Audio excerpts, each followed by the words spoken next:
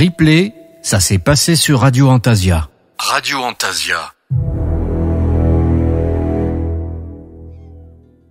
Retrouvez l'émission L'Observatoire en Scorpion avec Maggie de Demoiselle Étrange.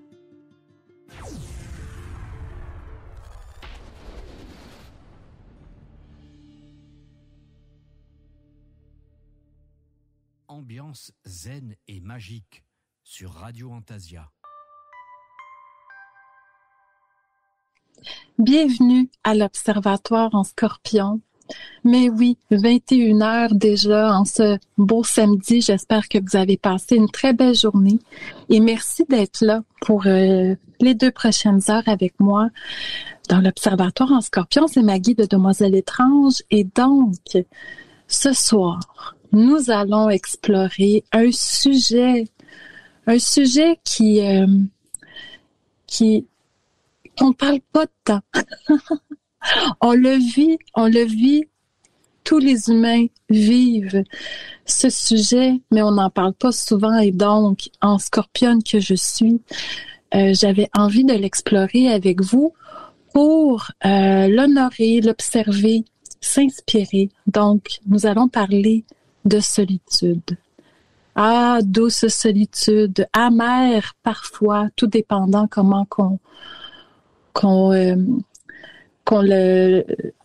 l'invite dans notre vie. Et donc, c'est ça. Oui, parfois amère, mais tout ça est une question un peu de point de vue. Et donc, je vais commencer par faire une différence. Et donc, ça va nous enligner ensemble à quelle solitude nous allons parler. Donc, on a, oui, la solitude, mais on peut faire la différence avec l'isolement. L'isolement, c'est une solitude qui nous est imposée. C'est une solitude qu'on n'accepte pas et qu'on vit de manière un peu négative. Mais j'espère que si vous vivez parfois ce phénomène d'isolement, que à la fin de l'émission, au courant de l'émission, j'aurai peut-être semé en vous la beauté de la solitude, changer un peu le point de vue, et pour ceux qui le vivent bien, mais seulement vous inspirer à l'embrasser encore plus. Donc voilà, petite différence entre l'isolement et la solitude avec un grand S, celle qui nous inspire, celle qui ouvre les portes de la manifestation, qui nous amène à des réflexions profondes, qui aussi nous permet que lorsque nous sommes avec d'autres gens, d'apprécier d'autant plus leur présence. Donc, c'est ça, un doux équilibre entre la solitude et les moments partagés. Donc, je vais commencer. J'ai plusieurs lectures à vous faire ce soir. Ça, c'est quelque chose que mes enfants adorent. Hein? Si on a à un moment ou à un autre des enfants dans notre vie, forcément, on vient à leur lire des histoires. Et quand on devient adulte, c'est quelque chose qui est moins présent. Et c'est une chose que j'apprécie beaucoup de mon amoureux, c'est que dès nos premiers instants, il m'a envoyé des lectures.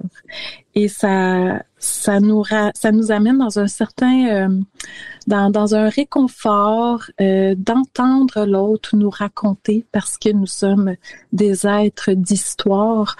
On aime raconter, se faire raconter. Et donc, c'est quelque chose qu'on fait plus tant. Et j'avais envie de vous offrir ça ce soir au courant de la soirée. Je vais commencer par un premier petit texte qui est tiré d'un petit livre sur le tarot de Marseille. Et donc, vous comprendrez d'ores et déjà que je vais vous lire un petit quelque chose sur la carte de l'ermite. Hein? vu qu'on parle de solitude. Et justement, je me suis demandé, est-ce que l'ermite parle vraiment de solitude? Mais oui, bien sûr. Mais voici, je vous lis ça dès maintenant. L'ermite, sens initiatique, le recueillement, le silence, la remise en question, constituent des attitudes constructives pour l'évolution spirituelle. Il faut savoir, à certains moments, se retirer de l'agitation permanente de la vie et accepter de cheminer lentement pour pouvoir trouver les réponses aux questions existentielles. Résultat de la justice et de la prise de conscience de la loi de causalité, l'ermite conseille de rechercher dans son passé les causes des effets d'aujourd'hui et de préparer son avenir par une attitude positive dans le présent. Je trouve que c'est une très belle définition de comment embrasser la solitude dans une sagesse, une introspection pour mieux s'ouvrir ensuite vers le monde. Donc, ça m'a beaucoup interpellé ce petit texte et j'avais donc envie de le partager avec vous. Donc, solitude. On va parler de la solitude joyeuse. Hein, on va dans l'esprit de vous inspirer. Parce qu'aussi, dans la deuxième heure, je vais vous parler d'expérience. Bien sûr, je vais aller consulter le chat parce que je suis sûre et certaine que certains d'entre vous auront envie de partager un peu leur expérience ou leurs impressions. Mais au début de la deuxième heure, j'ai une invitée qui sera là avec moi et on va parler un peu de la solitude, de la phase de non-acceptation vers l'acceptation. Et une chose que j'ai réalisée par rapport à la non-acceptation vers l'acceptation, c'est la vision que la société a de la solitude et ce qu'elle nous montre. Et donc, je vais pas aller plus loin, on va en parler un peu dans la deuxième heure, mais c'est ça, il y a eu un moment où est-ce que je n'ai pas accepté la solitude, où elle m'a été imposée. Mais encore, parfois, quand on embrasse la solitude et qu'on est bien avec elle, il peut arriver des moments dans nos vies où est-ce que on vit une absence de solitude. Et ça, c'est difficile à vivre aussi. Je l'ai vécu en ayant des enfants. Donc, quand on embrasse la solitude et qu'on vit bien avec et qu'on se retrouve maman, tout d'un coup, à être 24 heures sur 24, à devoir s'occuper d'un petit bébé, on s'aperçoit à un moment donné que cette solitude-là n'existe plus. Et avec le temps, mais on la retrouve. Je vous rassure. J'ai quand même eu un deuxième enfant après avoir vécu cette première expérience. Mais c'est quelque chose aussi c'est une réalité qu'on peut vivre. Donc, je vous lance toutes ces petites perches parce que j'aimerais savoir, au travers du chat que je vais lire pendant la pause musicale, comment vous avez vécu ça de votre côté? Est-ce qu'il y a des moments que la solitude vous a pesé? Est-ce qu'il y a des moments où est-ce que la solitude a été absente et que vous vous en êtes ennuyé? J'aimerais beaucoup vous lire. Donc, je vous lance cette perche. N'hésitez pas à partager. Et donc, voilà. C'est ça, il y a la société, qu'est-ce qu'elle nous montre versus la réalité. Puis aussi, c'est quelque chose que tout le monde vit, hein. Même si on a une certaine absence de solitude, même quand on est avec les gens, il arrive des moments qu'on est seul, comme quand on va à la salle de bain. Il m'est même arrivé parfois d'être avec des gens et de pas me sentir bien et de me retirer dans la salle de bain. Drôlement, c'est un espace qui est tranquille, hein, on vient pas nous déranger. Et je me rappelle aussi, enfant, moi je suis l'aînée d'une famille de 5 enfants. Et parfois, c'était ça bougeait vraiment beaucoup. Et je cachais un livre sous l'évier, au fond de l'armoire, et j'allais me retirer dans la salle de bain pour lire et avoir un peu de tranquillité. Je pouvais rester 1 heure, là, puis à un moment donné, ma mère, elle venait cogner, ça va? Oui, je rangeais mon livre, puis je le remettais là. Ben, c'est pour dire que même parfois, quand on vit peu de solitude, qu'on vient à en avoir de besoin et à trouver des espaces comme ça où est-ce que on retrouve la solitude. Je vous parle comme ça de salle de bain, c'est un peu drôle, mais en même temps, je suis sûre et certaine que certains doivent se dire qu'ils font à peu près la même chose. Donc, vous me direz si je suis pas la seule qui fait ça. C'est peut-être un truc de scorpion, qui sait. Mais oui, c'est ça. Donc, il y a toujours quand même des espaces de solitude et même parmi les gens, on peut se sentir seul. Ça m'est arrivé à plusieurs reprises. Parfois, la conversation est pas toujours facile et on se retrouve beaucoup dans l'écoute et on s'aperçoit qu'on se sent pas tant interpellé par la conversation, par les autres qui sont là, puis on fait juste être là. Donc, on se retrouve un peu dans nos pensées. Et donc, même parmi les gens, il y a un artiste que j'aime beaucoup au Québec, Daniel Bélanger, qui justement a une pièce qui dit 10 milliards de solitude. Donc, on est tous à un moment ou à un autre seuls avec nous-mêmes, même accompagnés. Je vous parle de solitude aussi parce que si vous êtes sur Radio Antasia, si vous êtes à l'écoute, vous êtes peut-être pratiquant. Hein, on a tous une certaine spiritualité, je pense, qui nous attire vers cette radio. Et donc, le pratiquant, la solitude du pratiquant. Quand on commence à cheminer sur le sentier de la spiritualité, souvent on se retrouve sur ce sentier et on est dans la broue tumultueuse de la société, de la vision des autres, hein, de comment notre vie devrait être. On essaye de calquer, de se bâtir une vie, hein, quand on sort de l'adolescence et qu'on met les pieds dans le monde adulte, à se trouver un travail, à devoir avoir notre propre appartement, à avoir le désir de s'acheter une maison, de fonder une famille. La société nous envoie beaucoup un peu comme de choses qu'on devrait faire. Beaucoup de gens adhèrent autour à ces choses-là, puis on est comme tiré vers une certaine manière de penser. Mais quand on met le pied sur le sentier de la spiritualité, ce sentier-là est beaucoup moins fréquenté.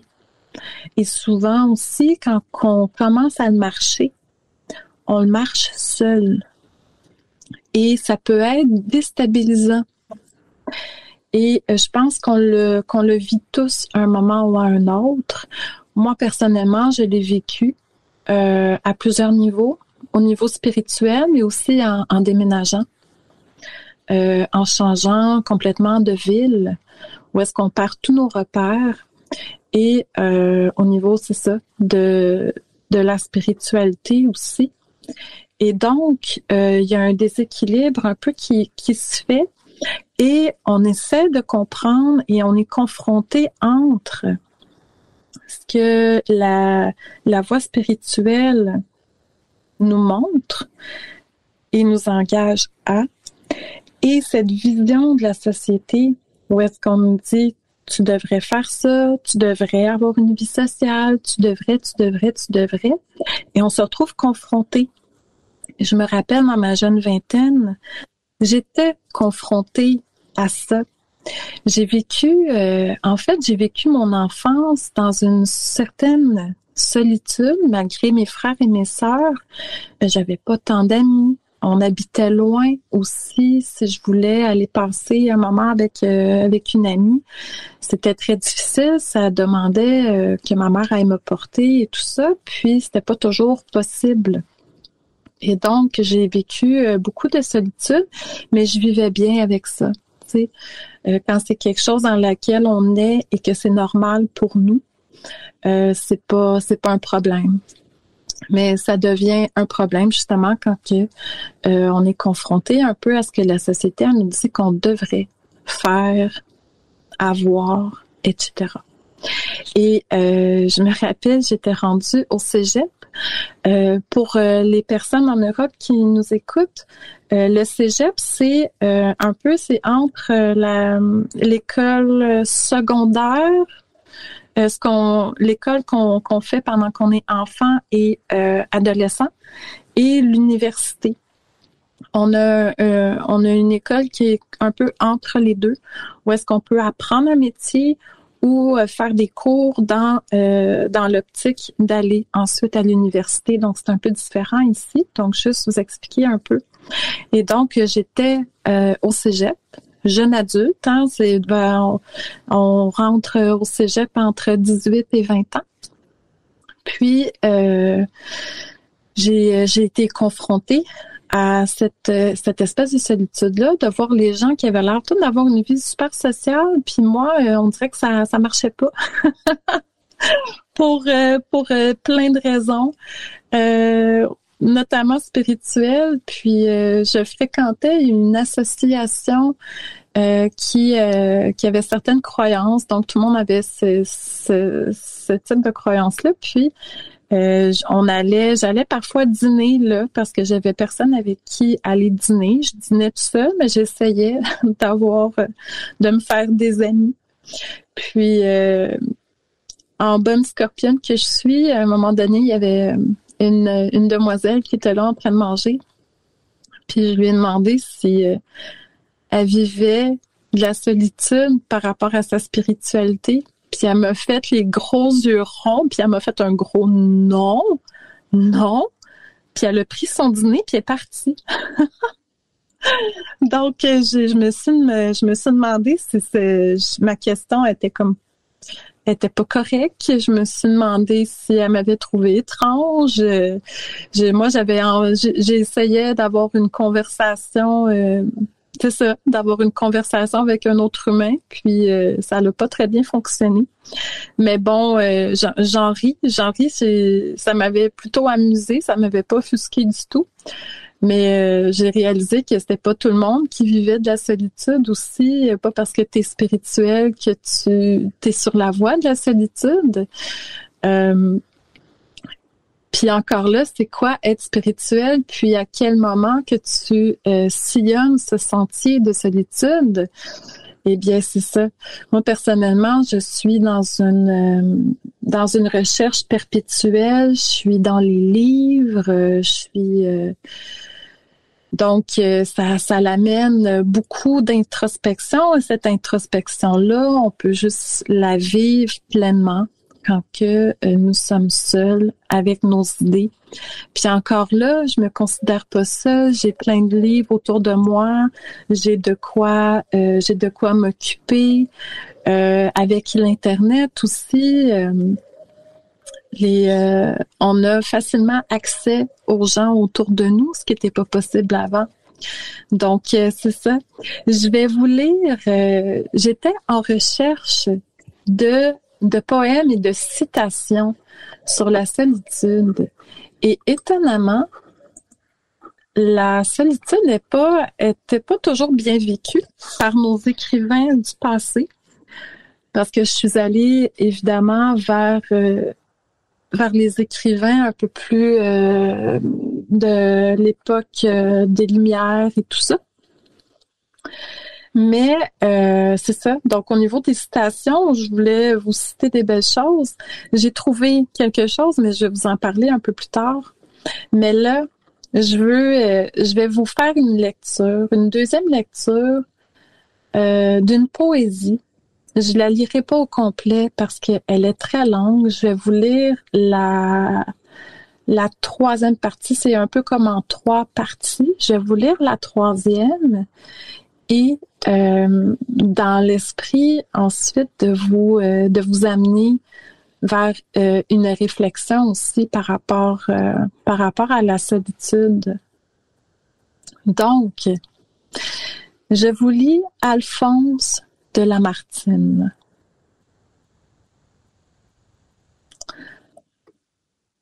Là, tandis que je nage en des torrents de joie, ainsi que mon regard, mon âme se déploie et croit, en respirant cet air de liberté, recouvrer sa splendeur et sa sérénité. Oui, dans cet air du ciel, les soins lourds de la vie, le mépris des mortels, leur haine ou leur envie, n'accompagnent plus l'homme et ne surnagent pas, comme un vil plomb d'eux-mêmes, ils retombent en bas. Ainsi, plus l'onde est pure et moins l'homme y surnage. À peine de ce monde il emporte une image. Mais ton image, ô Dieu, dans ses grands traits épars, en s'élevant vers toi, grandit à nos regards. Comme au prêtre habitant l'ombre du sanctuaire, chaque pas te révèle à l'âme solitaire. Le silence et la nuit, et l'ombre des forêts, lui murmurent tout bas de sublimes secrets. Et l'esprit, abîmé dans ses rares spectacles, par la voix des déserts écoute tes oracles. J'ai vu de l'océan les flots épouvantés, pareils aux fiers coursiers dans la plaine emportés, déroulant à ta voix leur humide crinière, franchir en bondissant leurs bruyantes barrières, puis soudain refoulés sous ton frein tout-puissant, dans l'abîme étonné rentrer en mugissant. J'ai vu le fleuve épris des gazons du rivage, se glisser flot à flot, de bocage en bocage, et dans son lit voilé d'ombrage et de fraîcheur, bercer en murmurant la barque du pêcheur. J'ai vu le trait brisé de la foudre qui gronde, comme un serpent de feu se dérouler sur l'onde. Le zéphyr embaumé des doux parfums du miel, balayer doucement l'azur voilé du ciel. La colombe, essuyant son aile encore humide, sur les bords de son nid poser un pied timide, puis d'un vol cadencé, fendant le flot des airs, s'abattre en soupirant sur la rive des mers. J'ai vu ces monts voisins des cieux où tu reposes, cette neige où l'aurore aime à semer ses roses, ces trésors des hivers, d'où par 1000 détours, dans nos champs desséchés, multipliant leurs cours, 100 rochers de cristal que tu fonds à mesure, viennent désaltérer la mourante verdure. Et ces ruisseaux pleuvant de ces rocs suspendus, et ces torrents grondant dans les granites fendus, et ces pics où le temps a perdu sa victoire, et toute la nature est un hymne à ta gloire. Et donc, Alphonse de Lamartine a écrit ça. C'est un peu comme une méditation. Il en dit, cette méditation de mes meilleurs jours est un cri d'admiration longtemps contenu qui m'échappa en apercevant le bassin du lac Léman et l'amphithéâtre des Alpes, en y plongeant pour la 100e fois mon regard du sommet du mont Jura. J'étais seule, je voyageais à pied dans ces montagnes. Je m'arrêtais dans un chalet et j'y passais 3 jours dans une famille de bergers. J'aurais voulu y passer 3 ans. La nature est surtout pour moi un temple dont le sanctuaire a besoin de silence et de solitude. L'homme offusque l'homme. Il se place entre notre œil et Dieu. Je comprends les solitaires. Ce sont des âmes qui ont l'oreille plus fine que les autres, qui entendent Dieu ou les énergies, ce que vous voulez, à travers ces œuvres et qui ne veulent pas être interrompues dans leur entretien. Donc, je vous lis ça parce que d'un premier abord, c'est absolument sublime. Mais aussi, Alphonse de Lamartine, quand il a écrit ça, quand il a vu cet espace merveilleux auquel il a écrit cette poésie, il était seul. Et la solitude nous amène à voir les choses dans un moment tellement présent, à être 100%, 200% dans l'émotion, dans notre soi, à contempler notre âme. C'est pas juste notre œil qui regarde, c'est notre esprit, c'est notre âme. Et il n'y a pas personne pour interrompre ça. Et donc, je pense que les sages, les poètes, les personnes qui ont un regard artistique, qu'on soit connu ou pas, je pense qu'on a tous cette fibre en nous. Quand on vit les choses seul, il y a une profondeur. On n'est pas interrompu. On peut aller plus loin dans ce qu'on pense, dans ce qu'on voit, dans ce qu'on ressent. Et c'est pas pour enlever quoi que ce soit à être accompagné, mais c'est 2 expériences complètement différentes. Si Alphonse de Lamartine aurait été accompagné, probablement qu'il n'aurait pas écrit cette méditation, cet hymne à la nature, parce que il l'aurait vécu autrement, il l'aurait partagé, ça aurait été beau avec l'autre personne, mais il aurait été interrompu dans cette magnificence. On la vit quand même, mais c'est différent. Mais c'est pour ça aussi que je parle d'équilibre. Je vous invite pas à être des ermites et à ne vivre rien avec qui que ce soit, mais personnellement, parfois, je vais voir, je vais cultiver mon sens artistique. Je vais voir des choses seule pour vivre comme ça pleinement ces expériences-là. Je suis allée voir un magnifique spectacle de danse théâtrale et il y avait personne pour me donner des petits coups de coude pour me dire « Hey, c'est bon, hein? » pendant que je pleure, vous comprenez? Pendant que je pleure, que je suis émue, tu sais, il y a personne pour faire ça.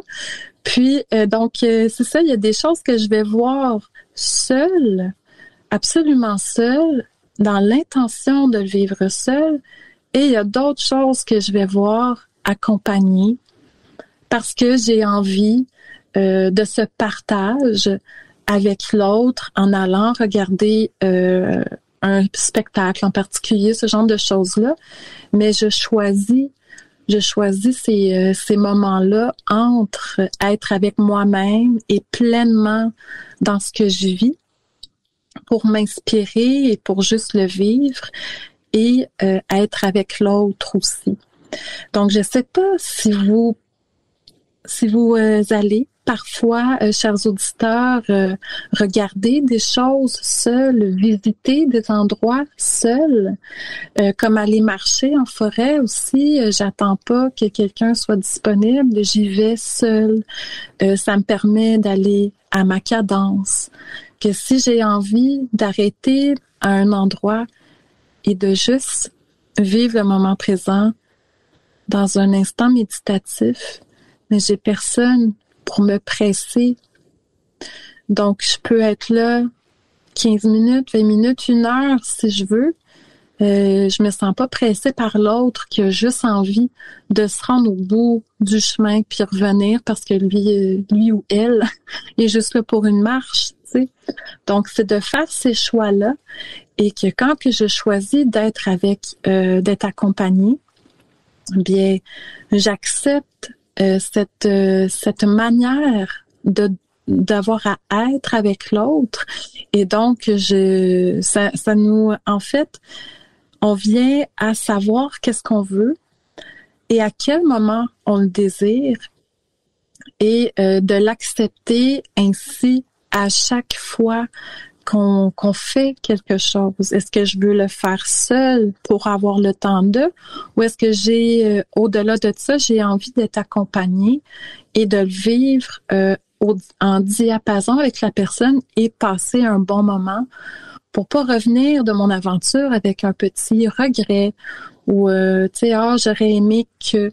Donc, je pense que c'est ça aussi la solitude, c'est quand on vit ces choses seules là, quand on amadoue, quand on la dompte, bien ça nous amène justement à choisir ces moments et à les vivre pleinement et à les apprécier à leur juste valeur.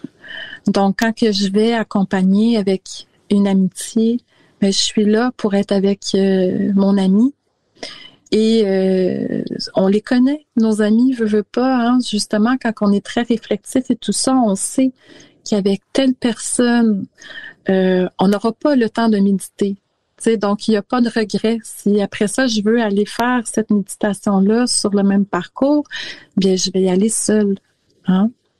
Il y a cette tendance, quand on est jeune, à toujours attendre que quelqu'un soit disponible pour aller quelque part. Je me rappelle, c'est ça, dans ma vingtaine, où est-ce que il y avait des amis qui cherchaient toujours quelqu'un pour aller faire quelque chose.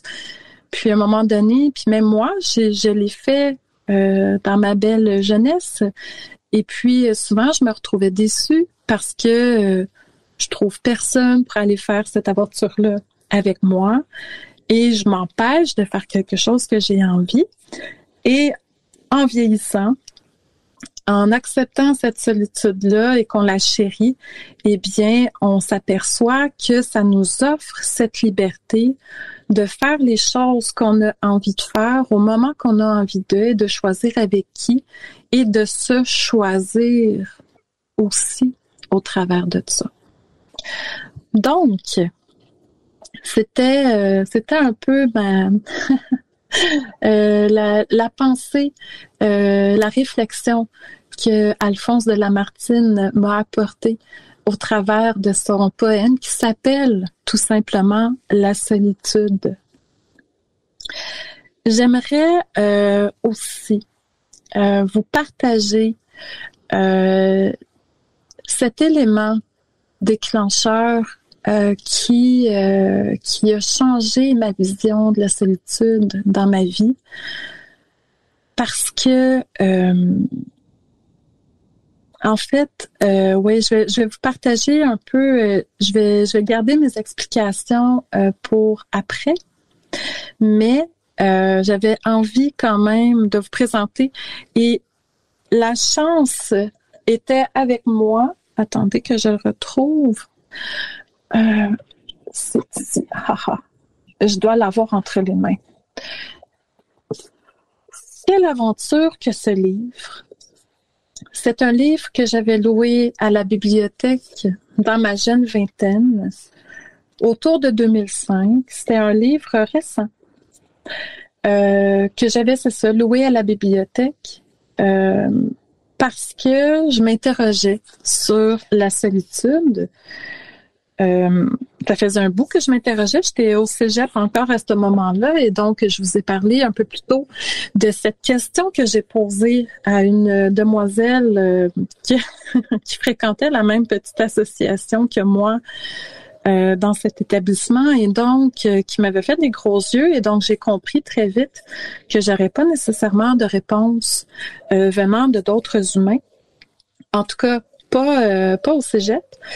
Et je suis un rat de bibliothèque. Et une des choses que j'aimais faire dans ma solitude, que j'ai plus l'occasion de faire vu que je ne vis plus à Montréal, mais à Montréal, nous avons une magnifique bibliothèque au cœur de la ville qui fait comme 5 étages.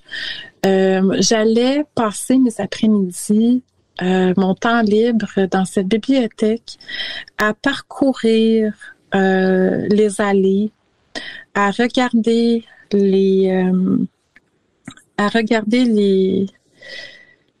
les titres, les différents titres, et parfois, c'est ça, tomber sur des petites perles.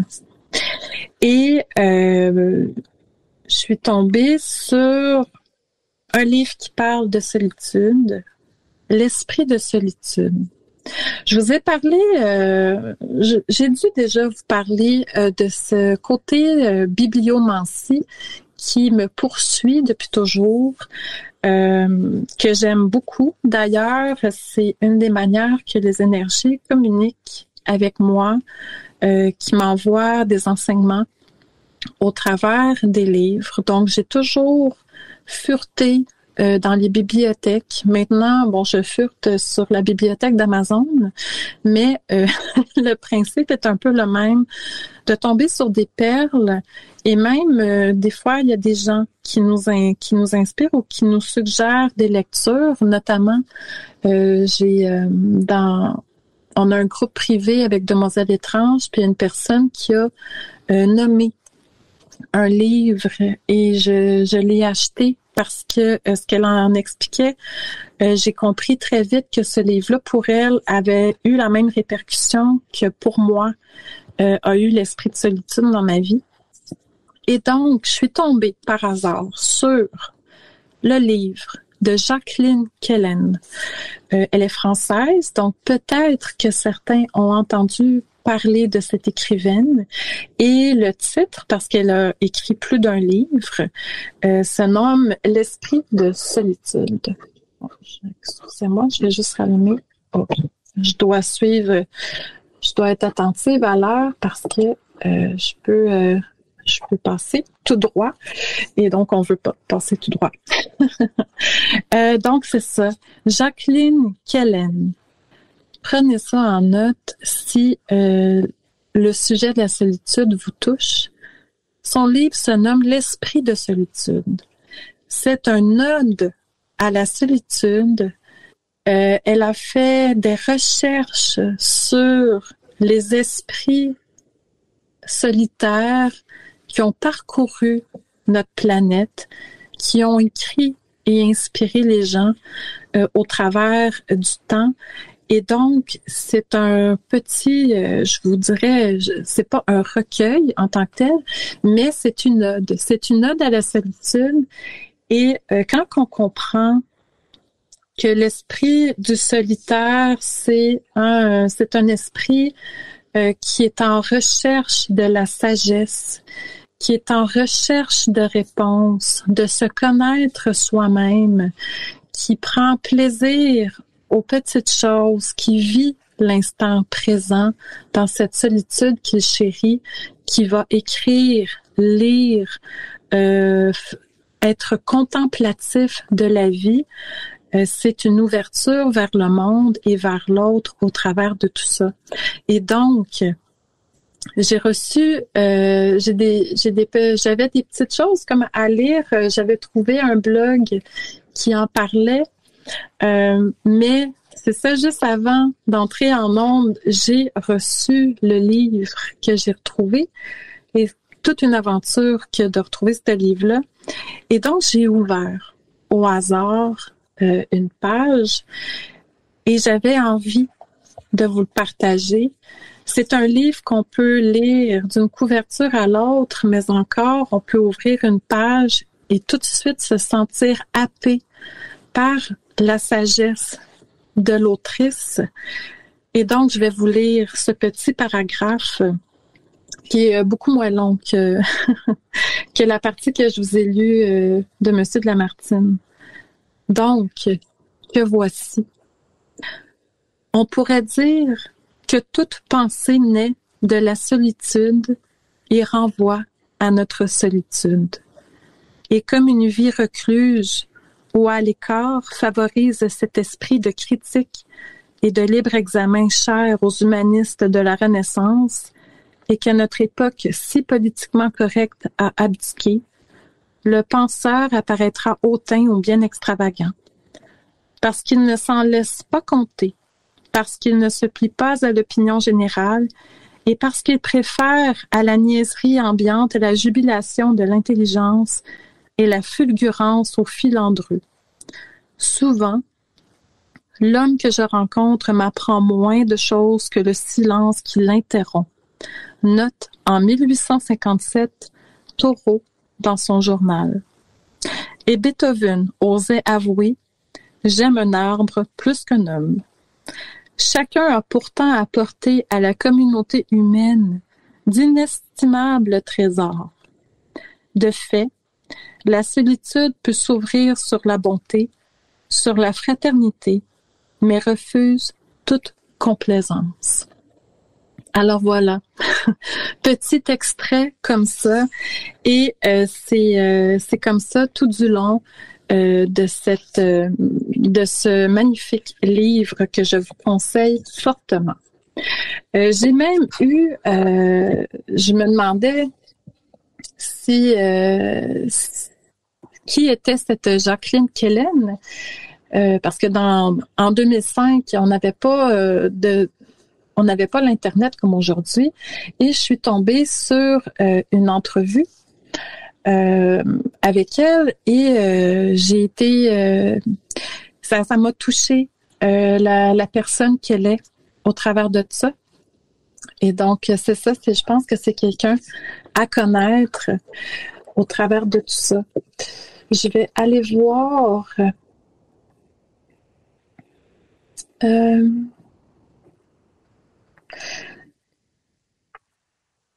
donc je vais en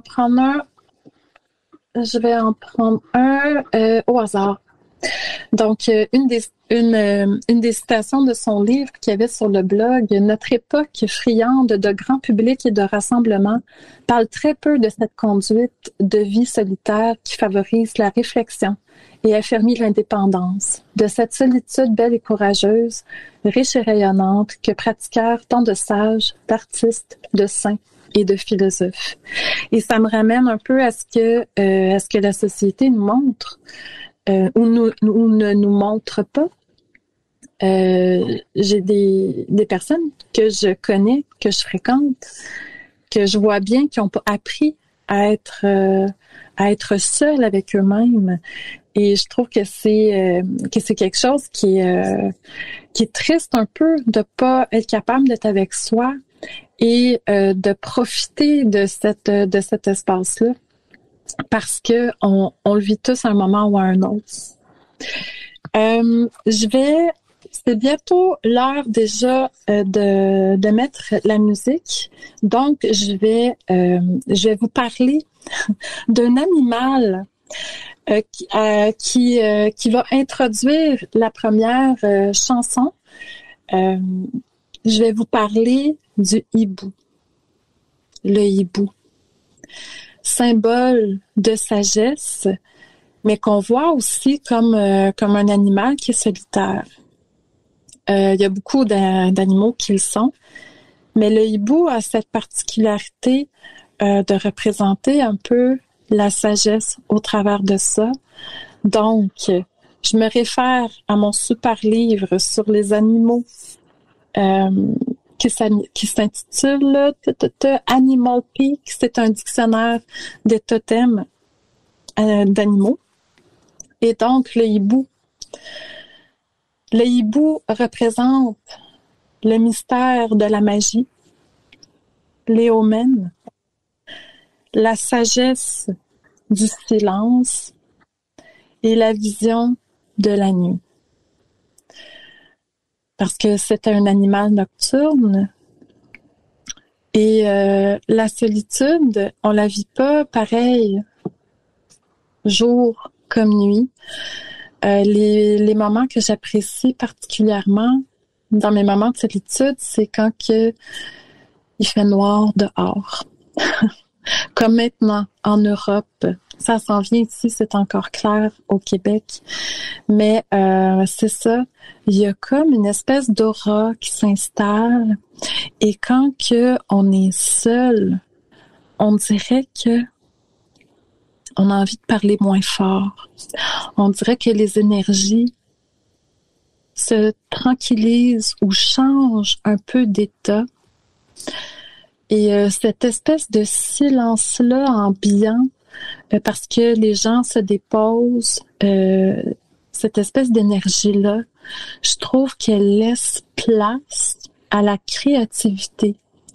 On dirait qu'on se sent plus en connexion, je trouve. Je sais pas, peut-être que certaines personnes sont matinales et vont ressentir ça le matin ou à d'autres moments de la journée. Mais ma solitude, j'aime beaucoup la vivre le soir. Je sens vraiment que les énergies sont plus tranquilles. Et quand on regarde un lac et que le lac est plus tranquille, quand il se passe quelque chose sur le lac, on le remarque. Quand que c'est houleux, on voit pas ce qui se passe parce que il y a beaucoup de mouvements. Et donc, quand c'est tranquille, mais c'est là, je pense, qu'on peut toucher à certaines choses qu'on verrait pas autrement. Et je vois un peu la créativité et l'art et l'espèce de connexion spirituelle. Je la vois un petit peu comme ça. Et pour moi, c'est le soir que ça se manifeste beaucoup plus. Il y a certains moments dans la journée où quand on est en nature, que ça va se manifester selon les cycles de chaque animal et de chaque plante et tout ça. Mais quand on est chez soi, à être dans une connexion autre, mais c'est là que je trouve que y a quelque chose qui se passe, qui a envie de se manifester parce qu'il y a plus d'espace autour de nous. On est plus à l'écoute, on est plus tranquille, il y a moins de mouvement. Donc voilà, il est déjà 21h50, donc je vais vous introduire doucement à la musique que je vous ai choisie. On parlait des hiboux et de leur sagesse. Je suis tombée sur un artiste absolument magnifique que je vous invite à connaître et à rechercher un peu. Cet artiste-là s'appelle Cosmo Sheldrake. Sheldrake. La particularité de cet artiste, pour les adeptes de magie naturelle, de connexion avec la nature, ça va vous interpeller parce que c'est comme ça que ça m'a interpellée. En fait, il s'inspire de la nature, des animaux, des sons qu'ils font, et il va créer de la musique avec ça. J'écoutais un peu ce qu'il faisait et il y a une pièce de 30 minutes absolument magnifique sur les baleines. Bien sûr, je pouvais pas vous mettre ça ce soir parce que la pièce, elle est très longue, mais il y a plein d'autres sujets comme ça qui est exploré, dont le son du hibou. Donc, la première pièce s'appelle Owl Song, qui est inspirée du hibou. Et je trouve que cet artiste-là est capable, la sensibilité de nous faire ressentir au travers du cri du hibou, est capable de nous faire ressentir un peu l'esprit de l'animal au travers de sa musique. Donc, vous m'en direz des petites nouvelles. Donc, la première pièce, Cosmo Sheldrake, Old Song. Et la deuxième pièce que je vous partage est l'opéra 9, numéro 2 de Chopin, un classique de mélancolie et d'esprit solitaire. Donc, ce sera ça. Et au retour, il y aura Kat de Demoiselle étrange qui sera avec nous dans la deuxième heure, où est-ce que nous allons vous partager nos expériences de solitude. Ça promet d'être bien intéressant et bien évidemment, je vais aller vous lire sur le chat pour discuter avec vous, répondre, commenter vos partages. J'ai bien hâte de vous lire. Je fais ça dans les prochaines minutes pendant qu'on va écouter la musique. Donc, Alina, tu peux nous mettre ces magnifiques pièces. À tantôt. Replay, ça s'est passé sur Radio Antasia. Radio Antasia. Rebonsoir, chères auditrices et auditeurs. J'ai pris la peine d'aller sur le chat pendant ces belles pièces de musique. Et donc, j'ai très hâte d'interagir avec vous. Mais tout d'abord, nous avons une invitée ce soir, Kat, qui fait partie du projet Demoiselle étrange. Kat, bonsoir. Bonsoir. Je dis bonsoir parce qu'il est déjà 22 heures en Europe. Mais pour nous ici, c'est l'après-midi, fin d'après-midi. Donc, Kat, le sujet t'a interpellé par rapport à la solitude. Et donc, on a eu l'idée ensemble de partager un peu nos expériences quant à la solitude. Moi, je t'ai partagé un peu le mien déjà, mais je suis très curieuse que ce soit toi qui commences à partager ça parce que je sais pas quelle est ton expérience avec la solitude.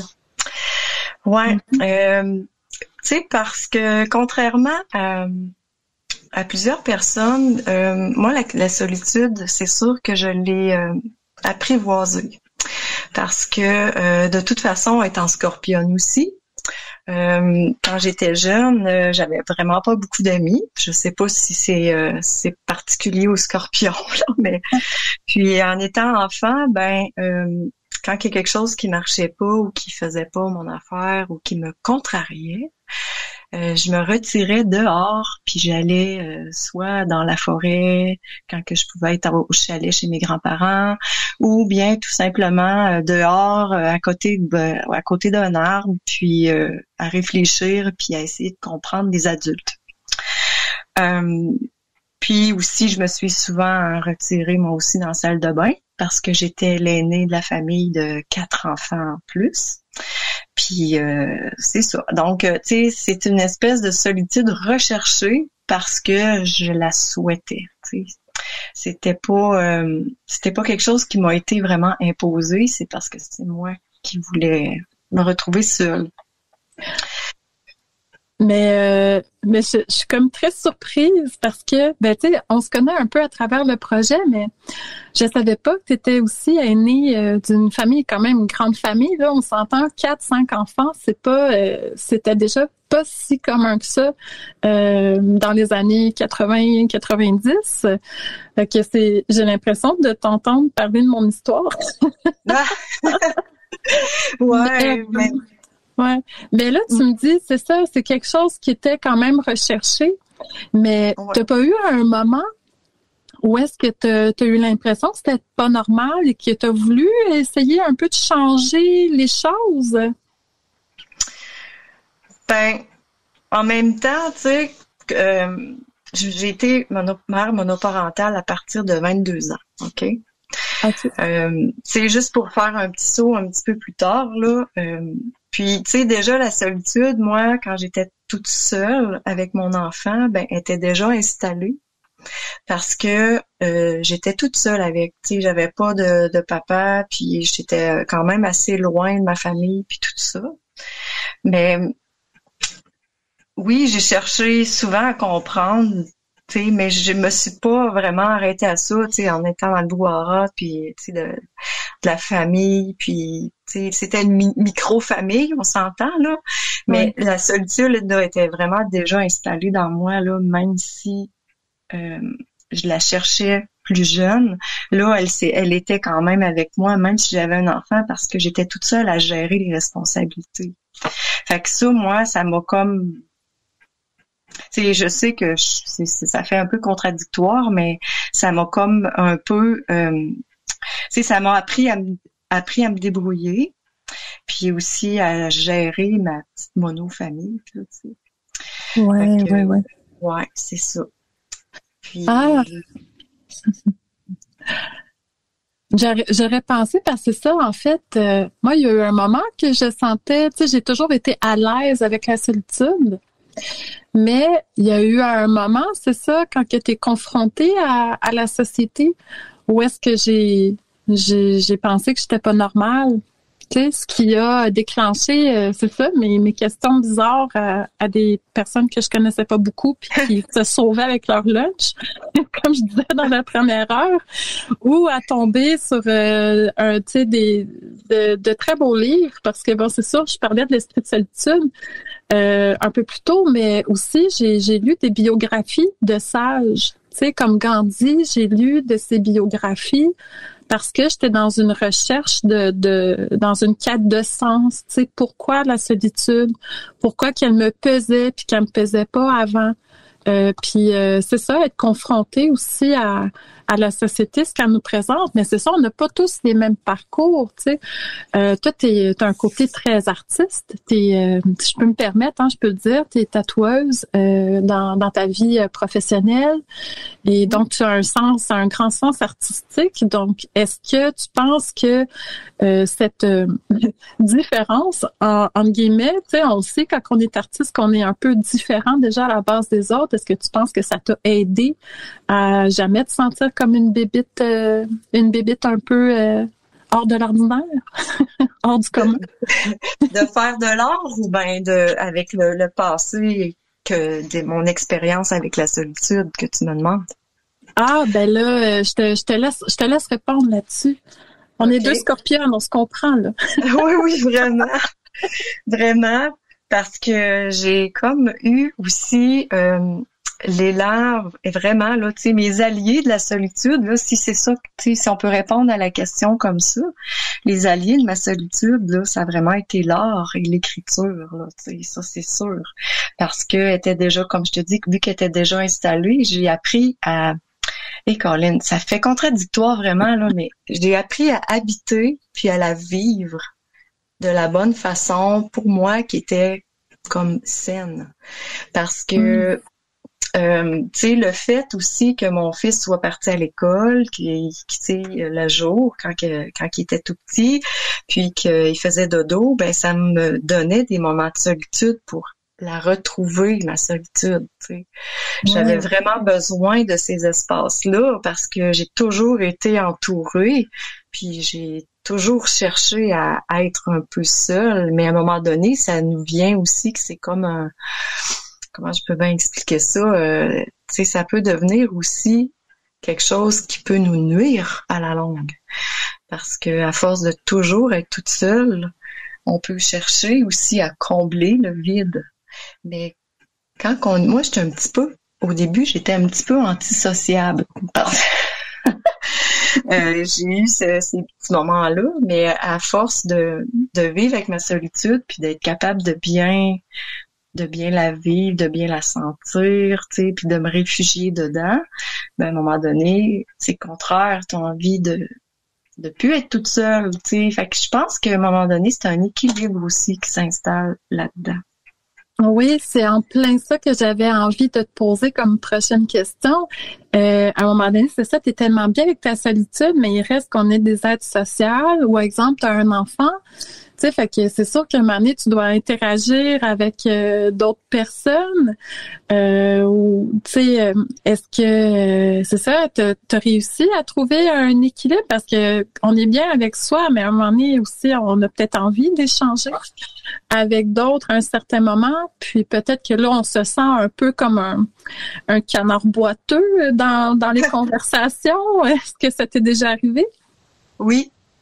Oui, bien sûr, parce que tu vois, juste quand on est en famille ou qu'on est plusieurs, même si j'adore le monde, moi j'aime le peuple, j'aime être entourée de gens, j'aime discuter, j'aime, tu sais, jaser, mais même en étant avec beaucoup de monde, souvent, je suis pas celle qui va parler le plus. Je suis vraiment bien dans ma solitude d'écoute.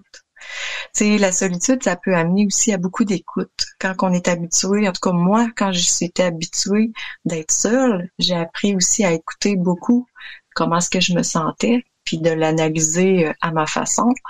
Donc, quand il y a plein de gens, que des gens qui sont avec moi ou que je me sens un petit peu, je sais pas trop comment aborder la question ou apporter un sujet de conversation, ben je me sens plus comme une écoute. Puis je trouve que ça fait partie de ce qu'on développe quand on est capable d'habiter la solitude. Tu sais, je parle d'habiter parce que tu sais, c'est comme si je me projette dedans. Je la vis plus comme une souffrance, ça a déjà passé. Tu sais. Je l'habite ni comme un isolement. Je l'habite. Tu sais, je m'en vais dedans puis je choisis d'être dans la solitude. Ouais. Ouais. Ah, super. Ouais, parce que moi, des fois, je me sens un peu... j'ai un peu de misère à entrer en communication avec les autres. J'aime bien prendre ça comme imager ça comme une danse. Quand que tu rentres dans une danse de conversation, d'échange, de communication avec l'autre personne, c'est ça, c'est un peu comme une danse. Puis on dirait que des fois, je me sens, j'ai de la misère à mettre le pas à la bonne place pour que la danse, elle soit fluide. J'ai l'impression de piler parfois sur les pieds des gens, puis ça arrive des fois que je sens peut-être aussi c'est l'espèce de sensibilité parce que je vois des gens des fois qui ont pas l'air de voir ça, mais je suis très sensible, donc on dirait que j'ai de la misère des fois à rentrer dans cette danse-là avec l'autre. Fait que c'est ça.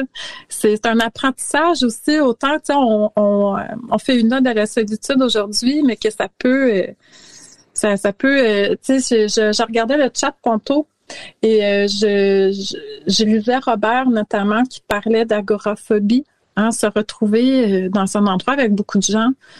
D'autant plus quand on est bien dans la solitude, c'est ça. Ça peut pas que ça. La solitude n'occasionne pas un problème, mais c'est que on est bien dans cette situation-là et d'aller dans dans un environnement complètement inverse, c'est déstabilisant. Autant qu'une personne qui est habituée d'être toujours avec les gens, que quand elle se retrouve toute seule, a toujours besoin d'avoir une présence. J'ai un de mes frères, d'ailleurs, qui a toujours besoin d'avoir la radio, la télé allumée.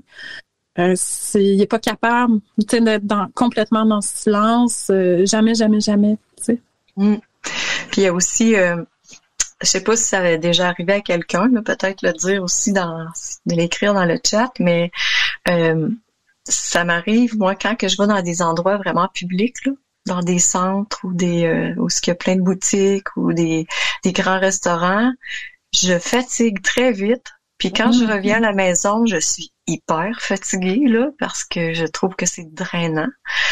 Parce que justement, tu sais, je suis bien en ma solitude, mais je suis pas sauvage là, tu sais. Je suis quand même quelqu'un qui est capable de faire la juste pesée des choses, mais ça me fatigue vraiment beaucoup.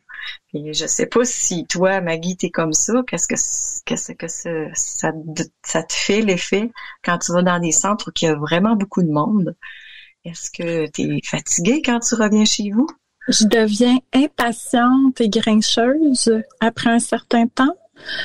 Surtout si on s'en va là avec un certain objectif, mais en même temps que l'objectif est flou. Quand que je sais que je m'en vais dans tel magasin pour telle raison, là, c'est correct. Puis je suis capable de me faire une bulle un peu, là. Mais surtout avec les enfants, tu sais, aussi que c'est moins facile de se faire sa petite bulle puis de juste se focusser sur qu'est-ce qu'on s'en va chercher. Et mais ça n'arrive vraiment pas souvent. Moi, j'utilise Internet vraiment beaucoup à cet effet-là pour éviter ce genre de situation-là. Oui, mais oui, je comprends la fatigue. Ça m'arrive des fois, tu sais, quand on part pour une demi-journée parce qu'il y a plusieurs endroits à aller faire. Parce que j'aime pas ça, sortir juste pour un cossin. Là, je mets tout ça dans le même après-midi, puis je vais aux 3-4 endroits qu'il faut. Mais à un moment donné, là, je suis fatiguée, je suis grincheuse, j'ai juste envie de mordre. Tu sais, je deviens vraiment désagréable, puis je sais que c'est parce que j'ai pogné mon top là, que j'ai plus d'énergie. Là. Puis de se ressourcer en se retrouvant seul aussi, ça fait vraiment du bien. Là. Tu sais, je trouve que c'est un allié. Tu sais, la solitude, ça peut devenir un outil super. Tant que ça peut être très très déplaisant, tu sais, pour les gens pour les gens que eux, ça leur prend vraiment des attraits ou ben des occasions pour sortir de la solitude. Moi, ça me prend vraiment des moments comme ça, tu sais, il faut que j'aille méditer. Je peux me mettre de la musique aussi, tu sais, c'est un allié super, tu sais, même si il y a de la musique, on peut se sentir seul. C'est pas parce que la musique est présente qu'on n'est pas seul, tu sais. Je faisais du cheval à 5 heures du matin, là, tu sais, quand j'avais une maison en campagne, juste pour être toute seule puis qu'il y ait personne sur la route, là. J'entendais que les sabots du cheval clinquer dans les montagnes en écho. Puis j'adorais ça, là, tu sais. Puis après ça, il y avait plus moyen d'aller faire de monter ma belle jument, tu sais, de la monter tranquille parce que elle avait plein de stimuli autour. Fait que, tu sais, ça, c'est des moments qui sont le fun. La lecture aussi, l'art. Moi, tu sais, je me réfugie beaucoup dans l'art, dans l'écriture. Puis ça se trouve être des outils, des alliés pour la solitude, je trouve, tu sais. Mon meilleur allié, c'est une chandelle. OK. Quand je suis toute seule, puis que je sais que je serai pas dérangée, puis que j'ai le goût d'être dans ma bulle, ben la flamme d'une chandelle, ça va être un allié qui va m'amener la solitude vraiment, vraiment saine. Ça me fait vraiment du bien. Marcher sous la pluie aussi, c'est le fun, marcher toute seule, sous la pluie, en nature. Ouais. Je pense que la solitude, excuse-moi, je t'interromps, elle nous permet d'explorer, de créer un espace liminal.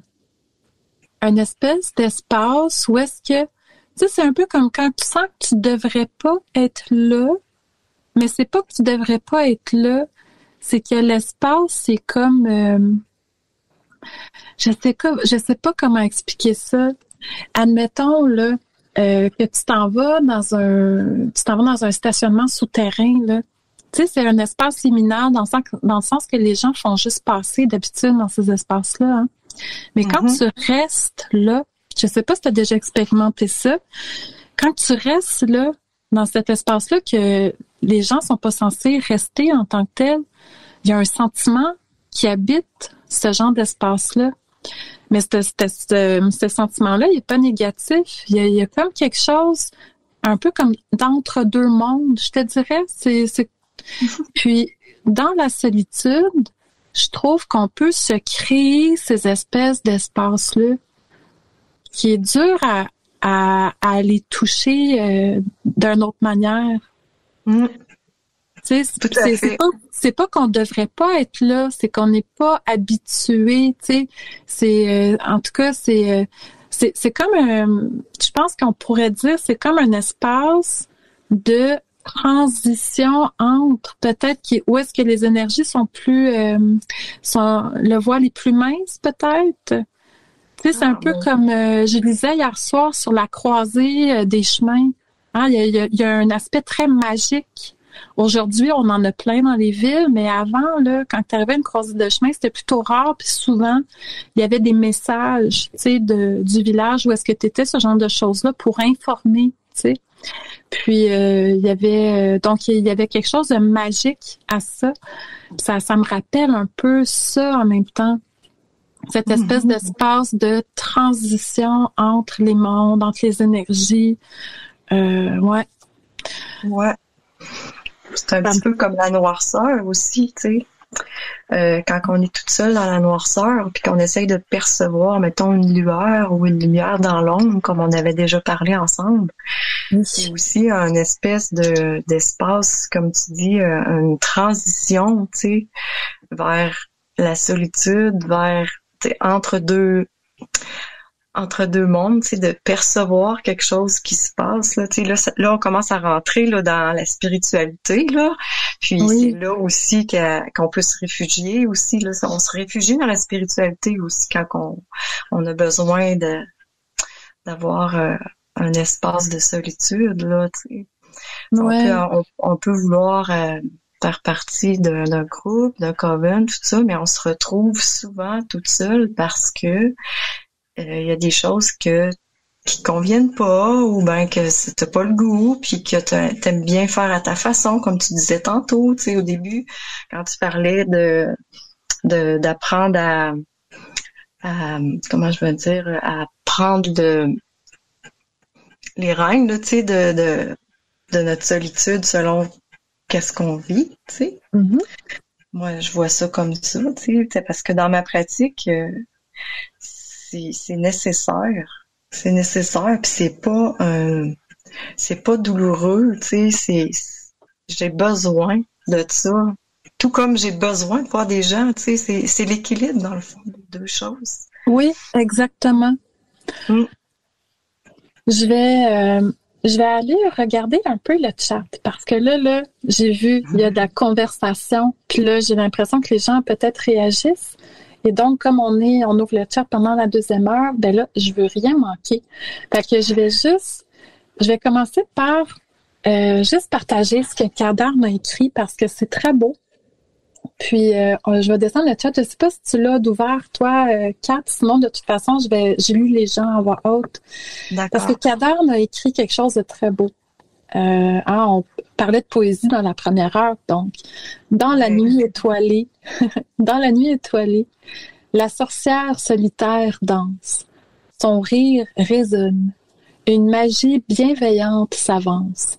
Entre ombre et secret, elle tisse son sort. La solitude devient un jardin doux et fort. Magnifique. C'est vraiment, vraiment beau. Ouais. Et là, c'est ça, il y a des gens qui disent qui aiment la solitude ou qui aiment pas la solitude. Mimi, qui sent qu'elle est seule à ne pas aimer la solitude. Mais Mimi, j'espère que avec qu'est-ce que tu écoutes ce soir, que ça va peut-être un peu changer ta perception, parce que pour moi, quelqu'un qui aime pas la solitude, il y a une certaine souffrance qui accompagne peut-être, puis on n'est pas ici pour souffrir. En tout cas, si c'est pour souffrir, c'est pas longtemps, c'est le temps d'apprendre, de grandir, d'alimenter un peu ce qui fait qu'on a des choses à comprendre. Et donc c'est ça. Il y a Alina qui préfère la nuit. Ben oui, Alina. Alors, je pense que quand on te parle ici, c'est souvent, c'est ça, au Québec. Quand je dis ici, pour les demoiselles étranges qui sont au Québec, Alina nous répond souvent, quand on rajoute ce fameux 6 heures parce que vous êtes 6 heures dans le futur, chères Européennes et Européens, Alina est souvent réveillée la nuit. Donc, je vais juste lire un peu. Lina, je ne suis jamais vraiment seule. J'ai toujours mon adorable pot de colle, mon canidé dans le coin, mais elle ne coupe en rien mon imagination. Même avec les humains les plus sympas, je trouve ça super énergivore. Oui, c'est vrai que nos amis animaux, il y a comme une espèce de peut-être le fait qu'on peut pas nécessairement communiquer. L'énergie est différente des animaux, mais oui, j'ai des oiseaux puis des chats ici. Puis clairement qu'on se gêne pas à faire ces choses seules qu'on ferait pas nécessairement avec d'autres humains autour de nous. Peut-être parce que les animaux peuvent pas dire ce qu'ils voient, ce qu'ils entendent.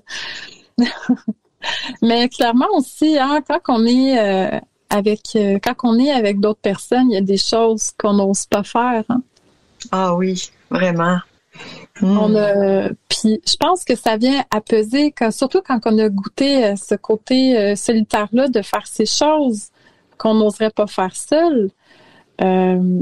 Quand on a goûté à ça, je pense qu'on peut s'en ennuyer. Moi, ça a été ça un peu. En fait, tu sais, je parlais un peu de l'absence de solitude en ayant. Tu sais, toi, t'as vécu une solitude quand même avec ton enfant. Tu sais, que tu parlais plus tôt.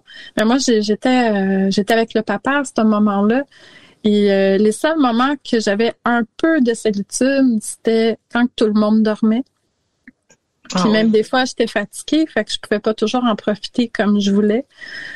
Mais j'avais besoin de cet espace-là. Je le recherchais tout le temps, à toutes les occasions, mais en même temps, en étant à 2000% dans la maternité, mais c'était un équilibre qui était dur à maintenir.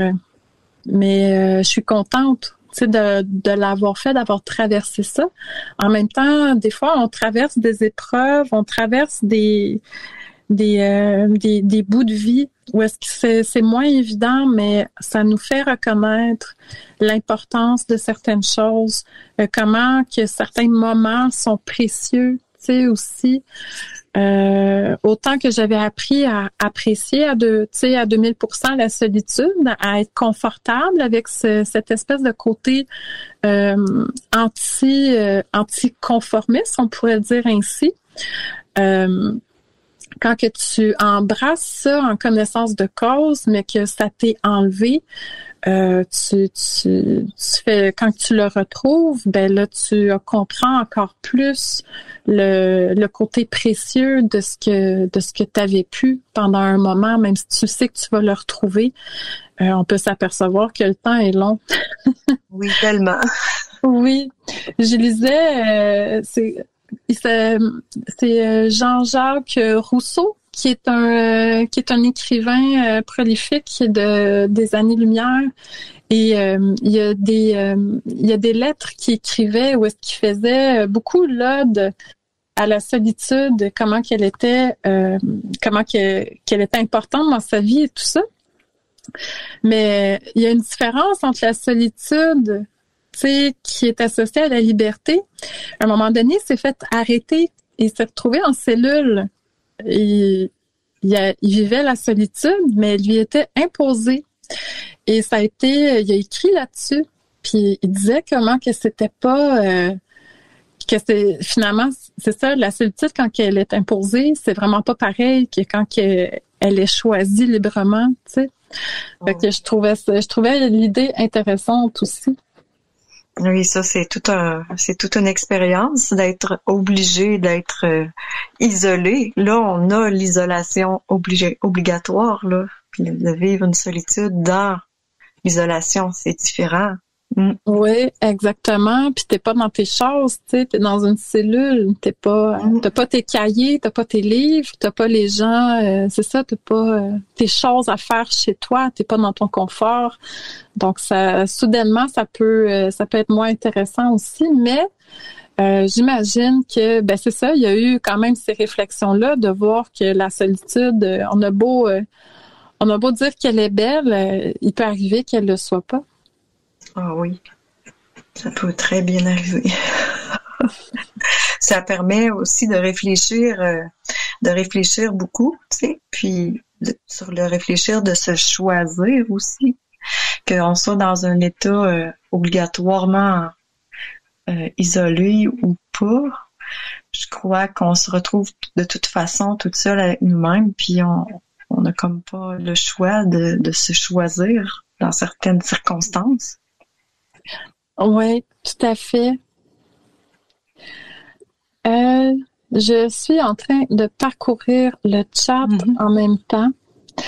Donc, oui, Nocturne 2. Excusez-moi, j'ai massacré un peu Chopin tantôt, je pense. Hein, je l'avais pas pris en note. En fait, il était en note, mais c'était pas numéro 2, mais c'est Nocturne 2.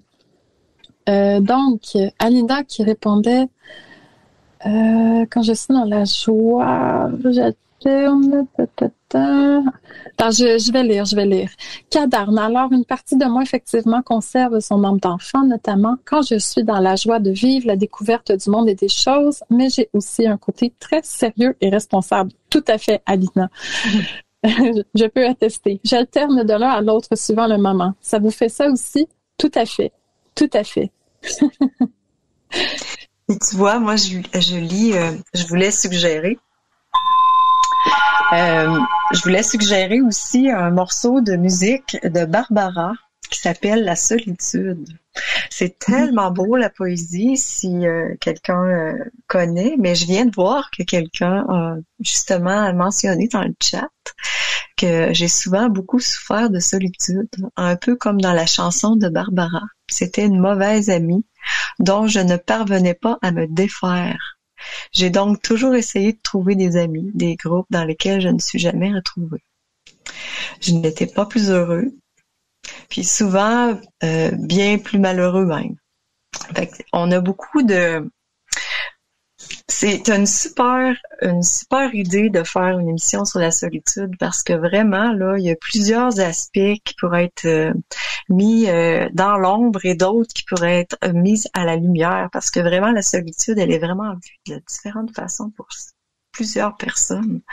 Mais quand on en souffre, puis on peut en faire de l'art, on peut l'exprimer dans l'écriture, dans le chant, dans la danse. Quand même qu'on est toute seule, ça fait un bien énorme, puis ça permet aussi d'évacuer puis de l'accepter au fur et à mesure qu'on avance avec. Oui, je pense qu'on peut aussi, quand on parle de cette solitude-là, on pourrait jouxter à ce mot-là, on pourrait jouxter le mot liberté. Qu'est-ce que la vraie liberté? Je me souviens l'année passée, pour parler un peu de mon histoire personnelle, mais je suis sûre qu'il y a des gens à qui que ça peut interpeller une histoire personnelle un peu parallèle. Mais tu sais, je parlais justement que avec mes enfants, je vivais pas vraiment mes moments de solitude étaient plutôt rares. Et je me suis séparée là, un peu plus d'1 an. Et les premières fins de semaine que j'avais pas mes enfants avec moi, je me retrouvais avec une solitude que j'avais hâte d'arriver à, mais en même temps, j'ai eu quelques épisodes où est-ce que je me demandais quoi faire avec cette solitude-là. Quand on n'est plus habitué, qu'est-ce que je fais? Parce que qui dit solitude dit liberté, hein? Je suis complètement avec moi-même, mais qu'est-ce que je fais avec ça? Quand on est drivé, quand on est porté par les besoins des autres tout le temps, on oublie nos propres besoins. Puis je me suis retrouvée, c'est ça, dans ces réflexions-là, à me retrouver. Wow, j'ai comme un 48 heures, 2 dodos, où est-ce que je suis toute seule. Qu'est-ce que je fais avec ce temps-là, que j'ai avec moi-même? Comment je le passe? Maintenant, c'est correct, mais quand ça fait longtemps que tu l'as pas vécu, ou même quelqu'un qui l'a jamais vraiment vécu, puis qui se retrouve des fois confronté à ça, puis peut-être c'est ça des fois qu'on n'aime pas, c'est qu'on voit pas ça comme un espace de liberté. On est confronté à plein de choses en même temps, puis c'est de démêler tout ça. Mais depuis 7 ans, évidemment, j'ai j'ai réappris à vivre ma solitude et à retomber dans mon art, dans mes lectures, dans mes écritures et tout ça. Mais c'est ça, c'est ce petit temps-là, je me rappelle la première fin de semaine, je pense la première soirée, j'ai rien fait, j'ai erré comme un âme en peine dans ma maison, tu sais. Mais avec cette espèce, c'est ça, de sentiment-là de faire « Hey, wow, j'ai tout ce temps-là, puis comment ça, je sais pas quoi faire, tu sais. » Puis, mais c'est ça, je suis tombée dans une belle réflexion à travers ça, tu sais. C'est ça, le côté très réflectif pendant que je errais comme un fantôme dans ma maison, puis de voir aussi l'espace que les enfants prenaient dans ma vie. Tu sais, c'est tout ça que j'ai exploré cette première fin de semaine-là. Puis après ça, très très rapidement, j'ai, tu sais, les réflexions ont suivi. Il y a des actions qui ont suivi ça et tout est beau maintenant. Mais ça, des fois, c'est ça, on est confronté sans s'en rendre compte. Tu sais, on pense qu'on va bien le vivre, mais quand on arrive là, il y a comme une espèce de temps de réadaptation, de rééquilibre à avoir. Tu sais. Oui, puis tu sais, le temps là-dedans est important parce que la solitude, aussitôt qu'on rentre dedans, on dirait que le temps il est plus, comment je vais dire, il passe moins vite parce qu'on prend le temps d'arrêter, de s'arrêter sur soi ou d'habiter la solitude dans quelque chose qu'on aime faire. C'est important ça parce que dans le système dans lequel on vit, on est comme crinqué à tout faire, à habiter tous les espaces-temps qu'on a. Puis là, à un moment donné, on dit qu'on n'a plus de temps, mais finalement, il faut le prendre de temps. Puis pour ça, il faut littéralement se jeter dans la solitude un petit peu pour en trouver du temps pour soi. C'est que ça peut être de prendre un bain, ça peut être de faire de la lecture, mais le temps est comme arrêté, je trouve, quand on est dans la solitude. Je trouve qu'il est comme bénéfique. Moi, je le vois comme ça, tu sais, j'ai comme envie des fois d'être toute seule puis d'avoir du temps pour moi. Donc, en faisant ce geste-là pour moi, littéralement, je prends soin de moi puis j'ai plus de temps. C'est contradictoire encore là comme expression, mais le temps est tellement précieux que la solitude est un comment je pourrais dire ça, pas un réceptacle pour le temps, mais il va comme amplifier le temps qui est important de prendre, qu'on a tellement peu avec tout ce qui est autour de nous, que je trouve que c'est tellement important moi je le vois positivement là. La solitude est vraiment un allié finalement, tu sais, c'est salutaire là. Oui, vraiment. Je vais lire Alina, elle a partagé quelque chose, puis vu qu'on est scorpionne, moi et toi, Kat, ça va t'intéresser, peut-être que tu le savais déjà, mais Alina a dit « Sache qu'en mythologie astrologique, la patte droite du scorpion était la balance. Quand la balance a été créée, ils ont coupé la patte droite du scorpion pour créer le signe. Balance et scorpion sont donc liés. » Ah, je me rappelle, oui, du symbole des fois du scorpion avec la balance, mais je savais pas. Alina, elle a tellement de connaissances. T'as tellement de connaissances en astrologie, Alina. À chaque fois, tu sors des trucs comme ça et je suis comme amazed. Je suis comme, j'envie tes connaissances en astrologie. En toute logique, le signe de la solitude devrait être la Vierge, non? Je sais pas s'il y a un signe qui serait vraiment plus relié à la solitude. C'est dur à dire. Éther, j'ai souvent beaucoup souffert de la solitude, un peu comme dans la chanson de Barbara, c'était justement, t'en parlais. C'était une mauvaise amie, donc je ne parvenais pas à me défaire. J'ai donc toujours essayé de trouver des amis, des groupes dans lesquels je ne me suis jamais retrouvée et je n'étais pas plus heureux. Souvent bien plus malheureux même. Je ne trouverais pas mon équilibre entre le fait de vouloir être aimé à tout prix et en faisant trop ou en disparaissant dans un égrégore qui n'était pas la mienne. Ici, je ne me suis jamais sentie seule et déconnectée, mais j'ai appris à aimer ma solitude parce que j'ai appris à m'aimer davantage et donc aimer me retrouver avec moi-même. Et j'aménage ma bulle avec ma musique, Antasia, et mon petit chat d'amour. Éther, ça fait vraiment plaisir à lire. Je pense que ce cheminement-là de l'acceptation de la solitude, c'est tellement c'est un cadeau qu'on s'offre, qui peut porter une certaine souffrance quand on traverse ce chemin-là. Mais quand on arrive, c'est ça, à voir que c'est aimer, apprécier notre solitude, en fait, c'est de l'amour envers soi en premier lieu. C'est le plus beau, c'est un des plus beaux apprentissages qu'on peut faire pour soi, je trouve. Je suis tout à fait d'accord avec toi. Donc, tu as de la chance d'avoir appris à aimer ta solitude, Éther. Pour ma part, je ne l'aime pas, même si elle est toujours présente. Comme je disais avant que tu viennes, je cohabite avec elle. Ouais, c'est... j'espère, Mimi, que c'est ça, qu'il y a des réflexions qui vont continuer à faire leur chemin. Mais on n'a pas tous la même vision de la solitude, c'est sûr. J'ai une ancienne collègue de travail, je sais pas si j'en avais déjà parlé ici, j'ai l'impression que je me répète, mais que cette personne-là, quand ses parents l'ont eu, il était déjà vieux.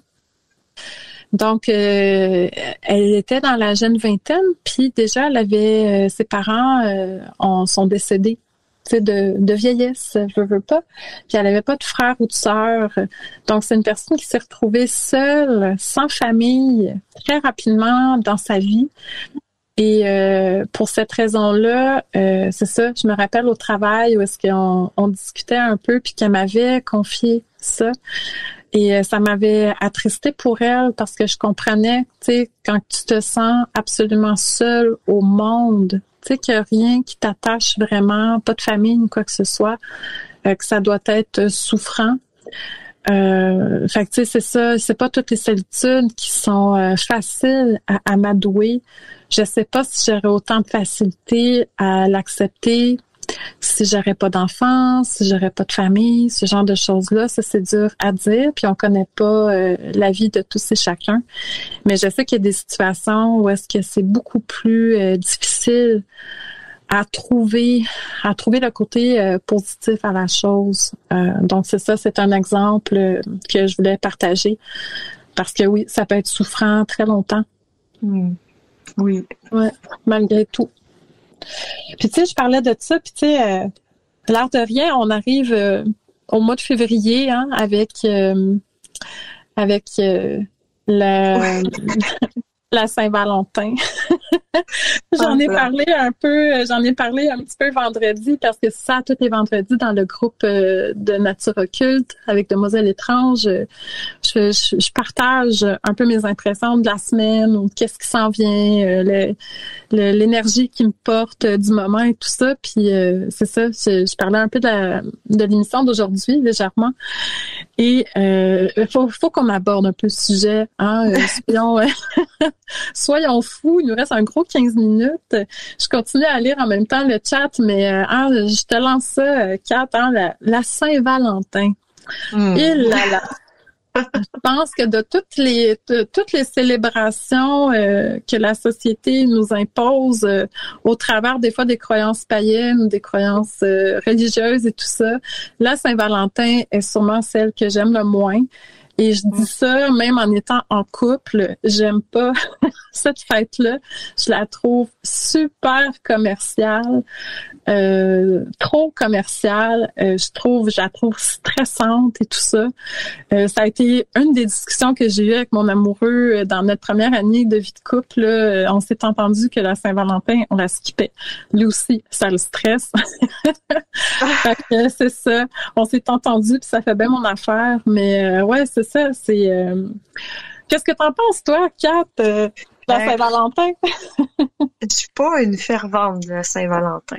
Je t'avoue là que ça vient pas vraiment m'allumer, puis je vais pas en devenir malheureuse parce qu'il se passe rien côté, tu sais, c'est le romantisme aussi, c'est ça, tu sais, c'est pas quelque chose qui est vraiment, comment je peux bien dire, tu sais, comme on sait très bien, puis que je suis sûrement pas la seule qui pense comme ça.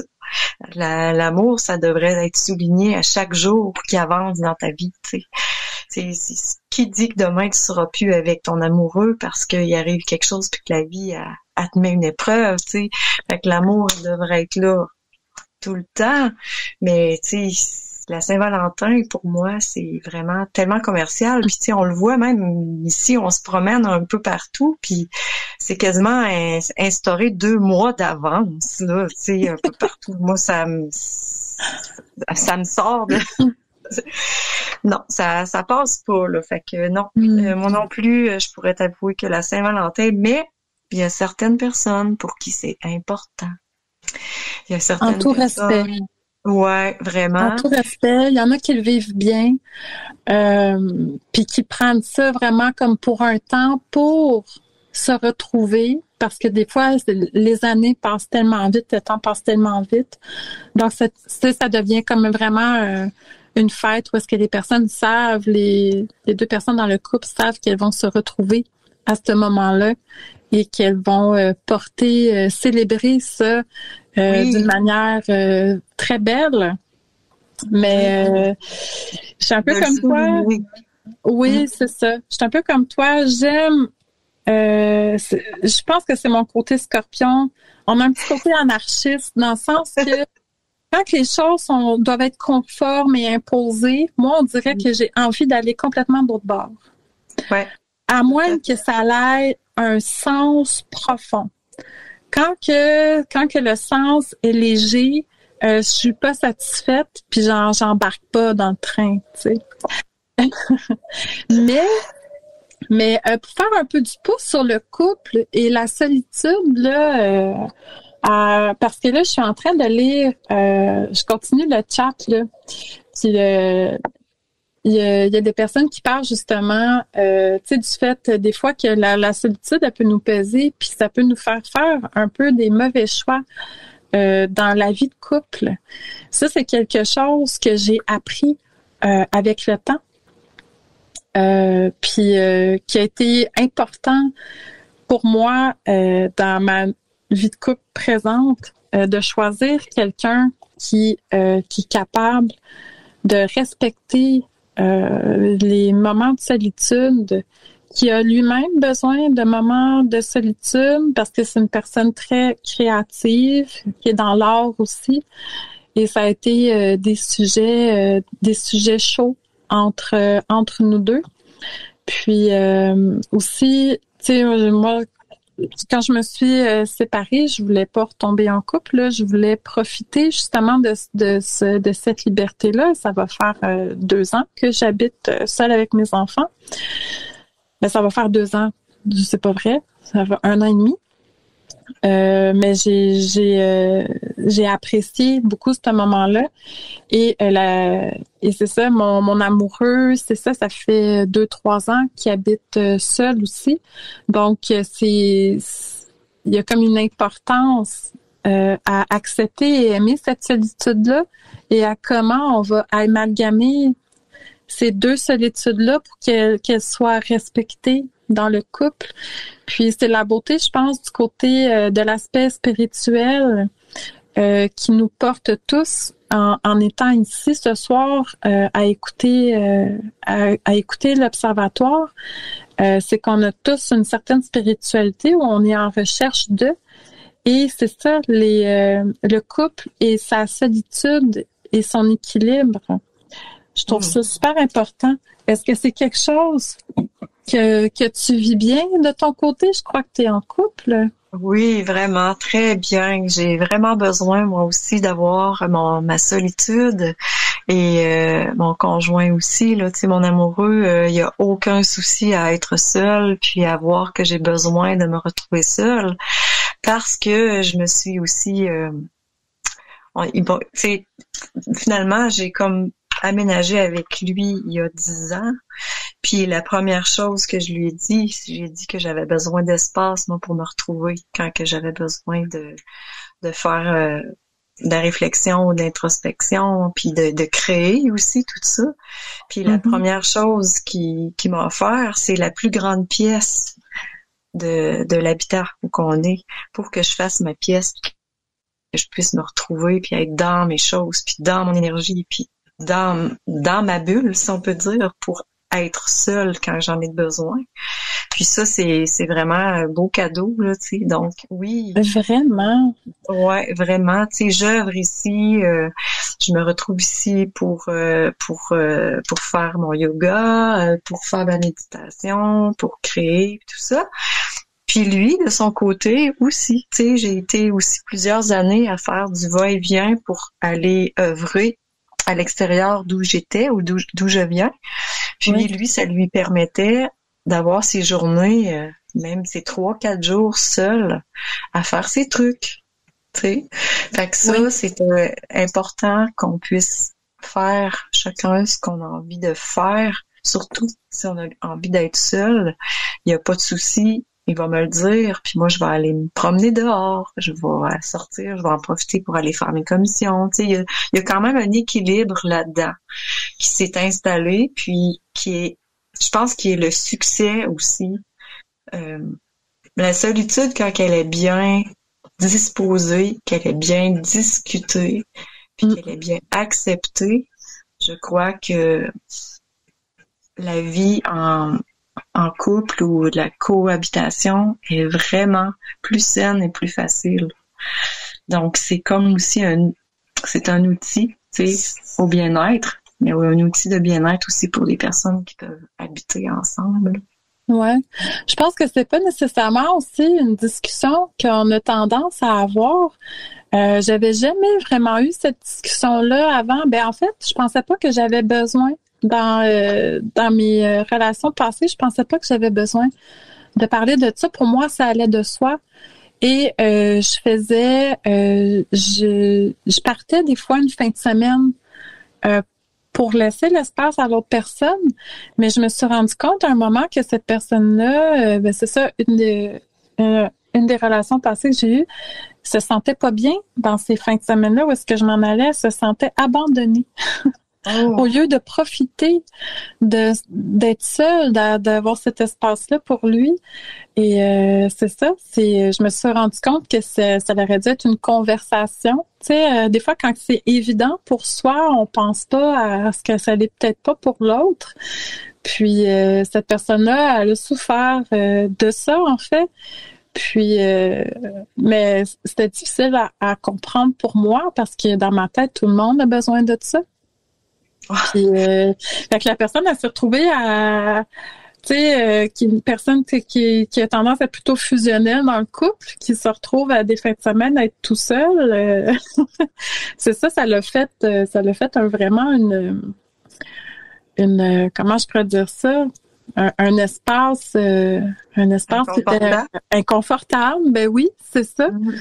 Puis moi je partais aussi parce que tu sais, pour laisser l'espace à l'autre, mais que moi aussi que j'aille vivre mes choses, tu sais, je pensais que, mais c'est ça, pour s'apercevoir avec le temps que non, tu sais, la personne elle souffrait. Fait que ça c'est quelque chose qu'on pense pas nécessairement explorer quand on rencontre quelqu'un. Non. Mais j'ai appris rendu à la moitié de ma vie, mieux vaut tard que jamais. Mais c'est important d'en parler de ça. Je pense que quand on est jeune, des fois, on a envie de plaire, puis il y a des choses qu'on n'aborde pas, puis qu'on se dit qu'on va mettre de l'eau dans son vin.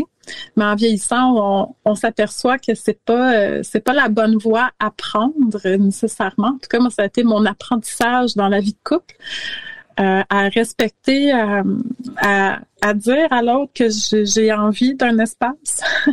Ouais, vraiment. Puis là, tu parles aussi de en vieillissant, mais tu sais, vieillir aussi, on se crée aussi un petit espace un petit peu plus restreint. On choisit les gens avec qui on a le goût d'être. On a choisi les gens avec qui on a plus envie d'être.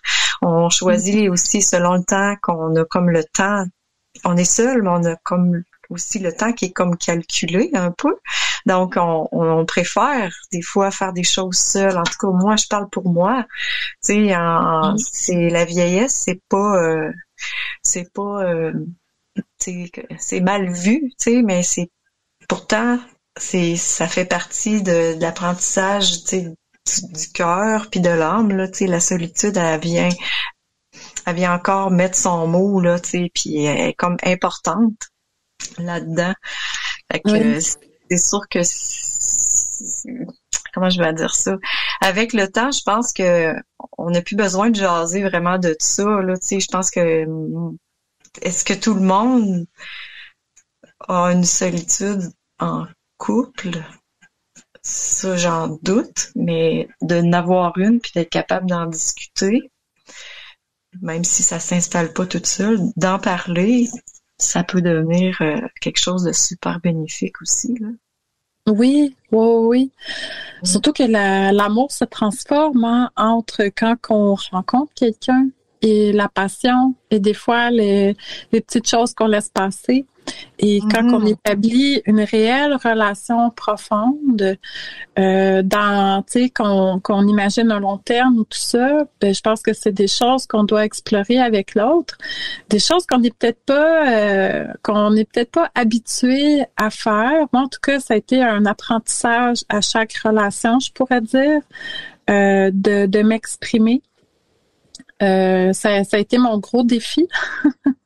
De me respecter, ça a été un gros apprentissage pour moi. Tu sais, des fois, on voit dans notre vie qu'on vit et qu'on revit certaines choses et qu'il y a forcément un apprentissage à avoir et qu'à un moment donné, tu t'as compris et tu passes à travers ce cycle-là pour changer un peu de...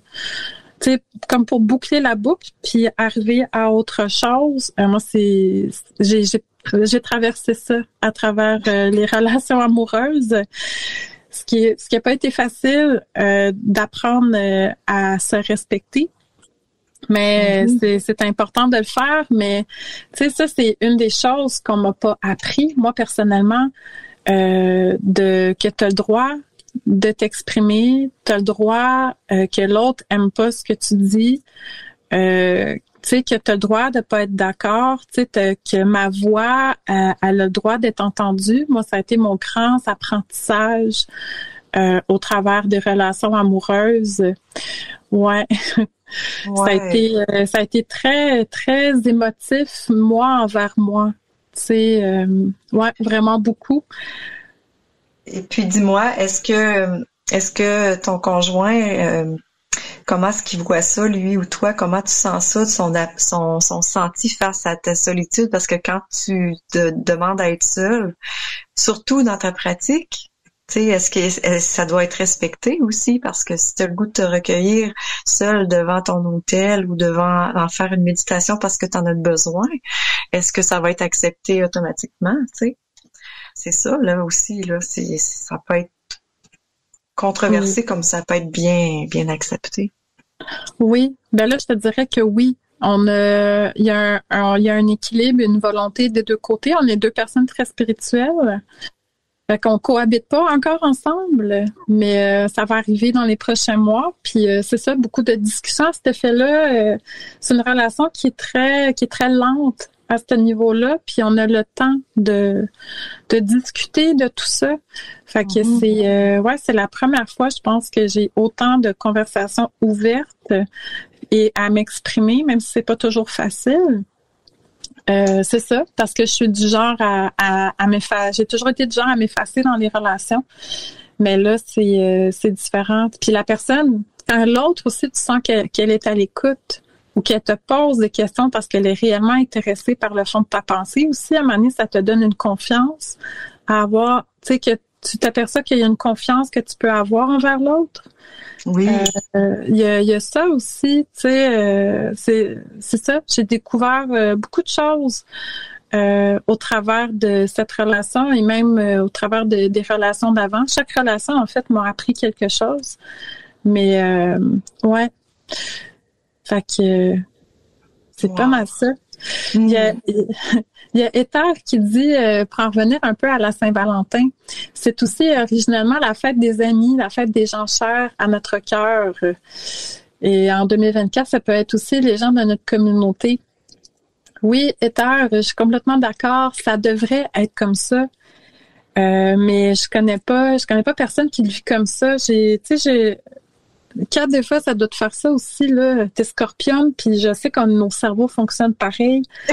Tu sais, des fois, on a une espèce d'idée un peu utopiste ou d'idéal d'une chose, mais on sait très bien que il y a pas grand monde autour de nous qui pense pareil, tu sais. Non. J'ai la chance que mon amoureux a le même genre de pensée que moi, là. Ça m'a comme réconforté, en fait, de voir que que je pouvais avoir un compagnon de vie qui a des idées, pas toutes les mêmes idées, mais en grande partie, on est d'accord sur ce genre de points-là. Mais ouais, notamment la Saint-Valentin qui devrait être une fête de l'amitié, qui devrait être aussi une fête d'amour de soi, selon moi. Tu sais, on parle de solitude, c'est notre sujet aujourd'hui. Honorer notre amour envers nous-mêmes et s'offrir un moment spécial à nous. Même aller au restaurant seul avec un livre, tu sais, je pense qu'on devrait être en mesure de faire ça. Qu'est-ce que t'en penses? Oui, vraiment, vraiment. Ou tout simplement bricoler, écrire, ou bien sûr, bien sûr. Ouais, un moment de qualité avec soi-même. Ou ça peut être avec une amitié, ça peut être avec notre amoureux aussi. Mais c'est ça devrait être beaucoup plus ouvert parce que c'est pas tout le monde qui est en couple, c'est pas tout le monde qui a plein d'amis, c'est pas tout le monde qui, tu sais. Fait que c'est ça, on devrait le vivre ultimement comme ça, sans avoir les petits anges tout nus qui se promènent là, lancer des petits cœurs. Mais c'est ça, je dis ça pour rigoler un peu là, mais ouais, c'est ça. Hey, écoute, Kat, finalement t'es restée toute l'heure avec moi. Je te remercie beaucoup. Il est 17h01 ici, donc il est 23h. Je vais finir de vous lire dans le chat et répondre aux besoins dans le chat. Je vous remercie beaucoup d'avoir été là, puis d'avoir interagi avec nous. Kat, merci de ta belle présence. On risque de te revoir, de te réentendre dans les prochains. Dans les prochaines émissions. Bien sûr, bien sûr. Fait que on se dit à une prochaine. Oui. Et merci beaucoup, chers auditeurs et auditrices. Merci Alina également d'avoir participé à l'Observatoire en Scorpion. Bonsoir. Retrouvez l'émission L'Observatoire en Scorpion avec Maggie de Demoiselle étrange.